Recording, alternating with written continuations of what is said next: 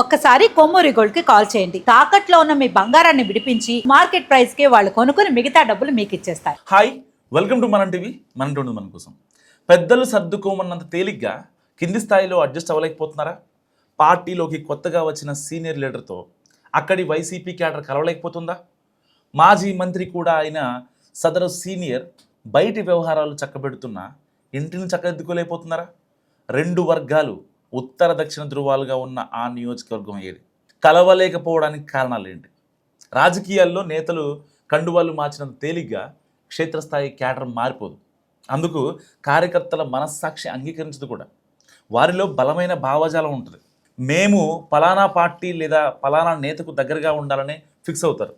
ఒకవేళ పార్టీలోకి కొత్త నేత వచ్చినా ఎక్కువ సందర్భాల్లో అది పైకి బాగానే కనిపిస్తుంది, కానీ లోపల మాత్రం ఆ అంతరం అలాగే ఉంటుంది. సో ప్రస్తుతం సింగనమల కాన్స్టెన్సీలో అదే జరుగుతుంది. ఇక్కడ మాజీ మంత్రి శైలజనాథ్ కాంగ్రెస్ పార్టీ నుంచి వైసీపీలోకి వచ్చారు. వాస్తవంగా వైసీపీ ఓటమి తర్వాత చాలామంది నేతలు ఆ పార్టీని వీడుతుంటే ఎవరూ ఊహించని విధంగా శైలజనాథ్ వైసీపీలోకి ఎంట్రీ ఇచ్చేశారు. కాంగ్రెస్ హయాంలో 2 సార్లు సింగనమల ఎమ్మెల్యేగా గెలవడంతో పాటు వైఎస్ కిరణ్ కుమార్ రెడ్డి క్యాబినెట్స్లో మంత్రిగా కూడా పనిచేశారు ఆయన. అందుకే వచ్చి రాగానే నియోజకవర్గ సమన్వయకర్తగా నియమించింది వైసీపీ అధిష్టానం.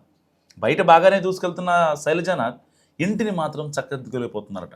ఎందుకంటే కాన్స్టెన్సీలో 6 మండలాలు ఇప్పటికే బలమైన ఇన్ఛార్జీలుగా ఉన్నారు. సో ఇంకా బలమైన నాయకులు కూడా ఉంటున్నారు.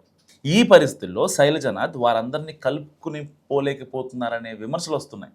కొందరు నాయకులైతే తాము ఆయన నాయకత్వంలో పనిచేయమని బాహటంగా చెప్పేస్తున్నారు. అసలు ఎందుకు ఇలాంటి పరిస్థితి అంటే, శైలజనాథ్ రాకముందు ఇక్కడ మాజీ ఎమ్మెల్యే జొన్నలగడ్డ పద్మావతి భర్త సాంబశివారెడ్డి రూలింగ్ చేసేవారు. వైసీపీ ఆవిర్భావం నుంచి నియోజకవర్గాన్ని తన హోల్డ్లో పెట్టుకున్నారు ఆయన.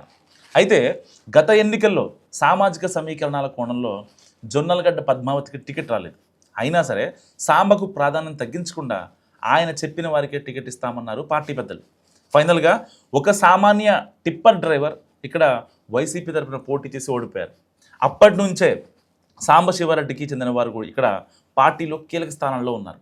వారంతా ఆయనతో ఇప్పటికీ క్లోజ్గానే ఉంటున్నారు. అటు సాంబశివారెడ్డి కూడా జగన్కు దగ్గరగా ఉంటూ కీలక వ్యవహారాలు చూస్తున్నారు. ఇలాంటి వాతావరణంలో శైలజానాథ్తో కలిసి పనిచేసేందుకు సాంబ టీం సముఖంగా లేనట్టు తెలుస్తోంది. దాంతో శైలజానాథ్ బయట వ్యవహారాలు దూకుడుగా ఉన్న పార్టీలో కీలకంగా పనిచేసిన మండల నాయకులతో అంటీ ముట్టనట్టుగా వ్యవహరిస్తున్నారట.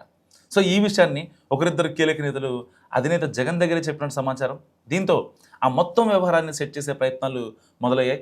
సో ఏదేమైనా అంతా బాగుందనుకున్న సింగనమల వైసీపీలో అసలు లోపాలు ఇప్పుడిప్పుడే బయటపడిపోతున్నాయి. మరి మీరేమనుకుంటున్నారు? మస్ట్ కామెంట్ చేయండి.